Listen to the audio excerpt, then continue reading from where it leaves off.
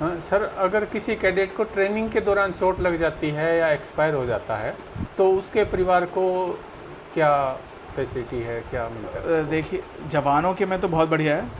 मतलब ठीक है, उनका इंजरी किसी को भी ना हो, लेकिन जब से एक जवान नौकरी में आता है उसकी ट्रेनिंग की पहले दिन से वो ड्यूटी पे माना जाता है।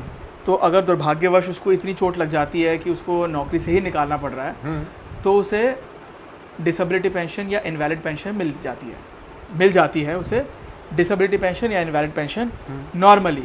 लेकिन अब सन 2023 के बाद से बहुत ज़्यादा मुश्किल कर दिया सरकार ने। 21 सितंबर 2023 के बाद से, जब से वो गाइड टू मेडिकल ऑफिसर्स 2023 आया और एंटाइटलमेंट रूल्स 2023 आया, तब से उसके बाद से बहुत मुश्किल हो गया किसी को भी डिसेबिलिटी पेंशन मिलना। इनवैलिड पेंशन फिर भी आसानी से मिल रही है अभी।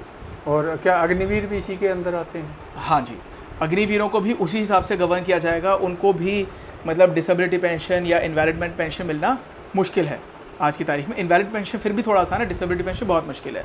लेकिन जो आप अगर कैडेट बोल रहे हैं, मतलब जो ऑफिसर कैडेट्स होते हैं, उनको बहुत मुश्किल होता है आर्मी में, क्योंकि जब तक उनकी सक्सेसफुली ट्रेनिंग कंप्लीट नहीं हो जाती है तो उन्हें they are not deemed to be part of the service, तो उन्हें कोई डिसेबिलिटी पेंशन नहीं मिलती। उन्हें सिर्फ एक एक्स ग्रेशिया अमाउंट मिलता है जो कि बहुत ही छोटा सा होता है।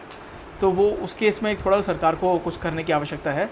और जो जवानों के लिए या जो पूरे की पूरी फ़ौज के लिए ये करने की आवश्यकता है कि वो जो इतने जो घटिया अभी कानून आया है GMO और ER 2023, जो कि डिसेबिलिटी पेंशन के नियमों को गवर्न करता है, उसको पूरी तरीके से रद्द करने की आवश्यकता है। और जो GMO ER 2008 में चलते थे उससे चलाने की आवश्यकता है, जिससे कि मैक्सिमम जवानों को जिनको कोई चोट लग रही है, इंजरी लग रही है, उनको डिसेबिलिटी पेंशन मिल पाए। और जो एक्सपायर हो जाता है उसको? हाँ, उसको डेथ पेंशन मिलनी चाहिए। फिर अभी नहीं मिल रही है? अभी नहीं मिलती है, वो भी मिलती है, लेकिन एक्चुअली ये देखा गया है कि MOD मिनिस्ट्री ऑफ डिफेंस हर एक केस में सुप्रीम कोर्ट तक अपील कर देती है।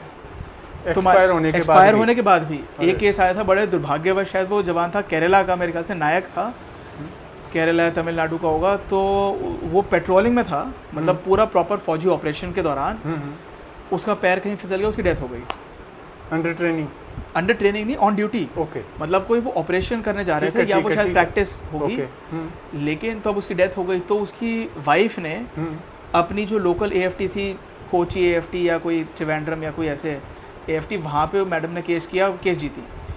उसके बाद सरकार ने उसके खिलाफ अपील करी हाई कोर्ट में। अच्छा, ठीक है, हाई कोर्ट में या अल्टीमेटली मैटर सुप्रीम कोर्ट में आया।